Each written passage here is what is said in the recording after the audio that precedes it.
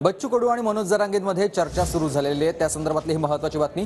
बच्चू कडू हे मनोज जरांगेंच्या भेटीसाठी दाखल झाले होते आणि आता त्यांच्यात चर्चेला सुरुवात झालेली आहे। बीडमध्ये आज मनोज जरांगेंची सभा आणि त्याच पार्श्वभूमीवर बीडमध्ये मनोज जरांगे आहेत आणि तिथेच बच्चू कडू देखील काल दाखल झाले होते आणि आज या दोन्ही उभयंतांमध्ये बैठकीला सुरुवात झालेली आहे। बच्चू कडू हे देखील या आंदोलनामध्ये सहभागी होणार असल्याचं त्यांनी याआधीच स्पष्ट केलं होतं।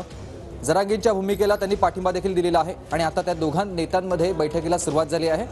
संजय सरोदे माझे सहकारी आपल्यासोबत जोडले गेलेत। संजय, आपण बघतोय सध्या या दोन्ही नेत्यांमध्ये बैठकीला सुरुवात झाली आहे। नक्कीच सुमीर, आपण या ठिकाणी बघू शकता की बच्चू कडू आणि सोबतच मंगेश चिवटे मुख्यमंत्र्यांचे ओएसडी आहेत या ठिकाणी भेटायला आलेले आहेत आणि त्यांच्यामध्ये चर्चा सुरू आहे।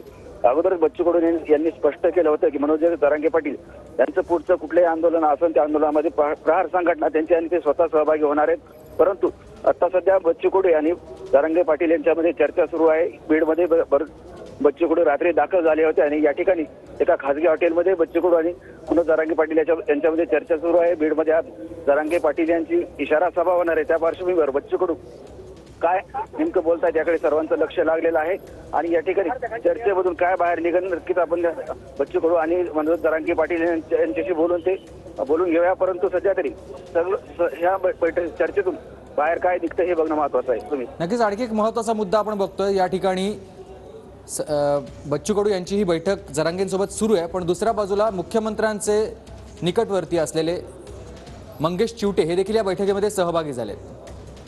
सरकारचा काही संदेश त्यांच्यापर्यंत पोहोचवण्याचा प्रयत्न आहे।